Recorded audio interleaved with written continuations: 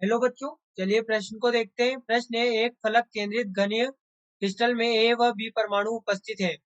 परमाणु ए घनीय एकक कोशिका के कोनों पर जबकि परमाणु बी फलकों के केंद्र पर स्थित है। प्रत्येक एकक कोशिका के एक कोने पर परमाणु ए उपस्थित नहीं है।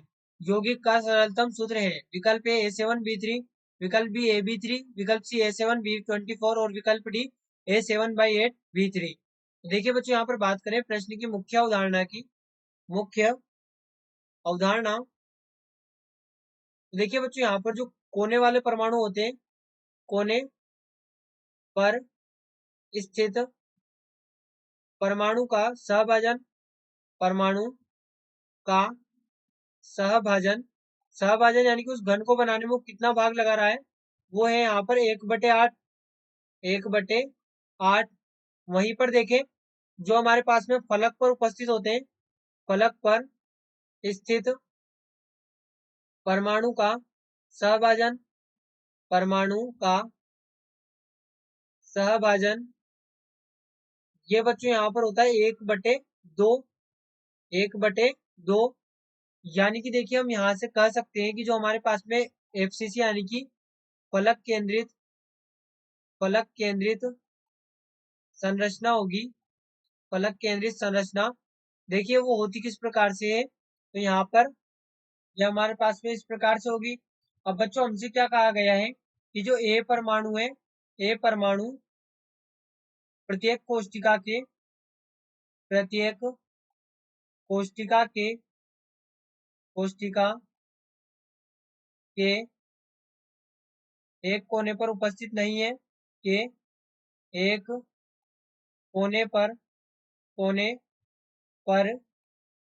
उपस्थित नहीं है। यानी कि हम मान लें इस कोने पर उपस्थित नहीं है, तो ये इस प्रकार से होगा। ये हमारे पास में एक परमाणु इसमें उपस्थित नहीं है। यहाँ पर ये फलक केंद्रित संरचना हमने बनाई है, जिसमें ए ए परमाणु प्रत्येक कोशिका के एक कोने पर उपस्थित नहीं है, ऐसा हमसे कहा गया है। तो हम मान लेते हैं इस कोने पर ए उपस्थित नहीं है। अब हम यहाँ पर देखें तो जो कोने पर उपस्थित परमाणु है, ये ए है। यहाँ पर हमारे पास में ए परमाणु है, इस प्रकार से है। और जो फलक पर उपस्थित है, फलक पर उपस्थित परमाणु हमारे पास में बी है, ये बी परमाणु है, बी। और यहाँ पर भी है बी। अब बच्चों, यहाँ पर ध्यान दें, हमने क्या लिखा है मुख्य अवधारणा में कि जो कोने पर स्थित परमाणु, अब कोने पर कौन है, ए परमाणु कोने पर स्थित है। तो ए परमाणु हमारे पास में यहाँ पे इसका सहभाजन कितना होगा, 1/8 गुणे, अब कितने ए परमाणु उपस्थित है, 7 ए परमाणु उपस्थित है, यानी कि ये 7/8 हो जाएगा। यानी कि यहाँ से हम क्या कह सकते हैं, यहाँ से हम कह सकते हैं ए 7/8। ये देखिए, हमने मुख्य उदाहरण में भी यही लिखा था, 1/8 सहभाजन होगा। इसी प्रकार से जो बी परमाणु है, बी परमाणु बी परमाणु फलक पर उपस्थित, और फलक पर उपस्थित परमाणु के लिए हमने क्या लिखा था, यहाँ पर इसका सहभाजन 1/2 होता है। यानी कि होगा 1/2। और 6 फलक पर ही यहाँ पर परमाणु उपस्थित है, यहाँ पर ये 1/2 इंटू 6, यानी कि हो गया 3। तो यहाँ पर हमें बी प्राप्त होगा 3। तो यहाँ से देखिए, जो यौगिक हमारे पास में है A7/8 और B3।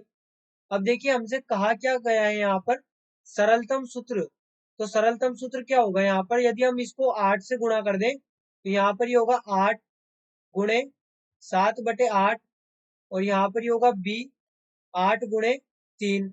यानी कि हमें जो टोटली प्राप्त होगा, ये यहाँ पर प्राप्त होगा A7B24, A7B24, यहाँ पर हमें ये प्राप्त होगा। तो जो हमारा यहाँ पर सही विकल्प होगा, वो यहाँ पर होगा विकल्प सी, A7B24। तो बच्चों, आशा करते हैं आपको प्रश्न समझ आया होगा। धन्यवाद।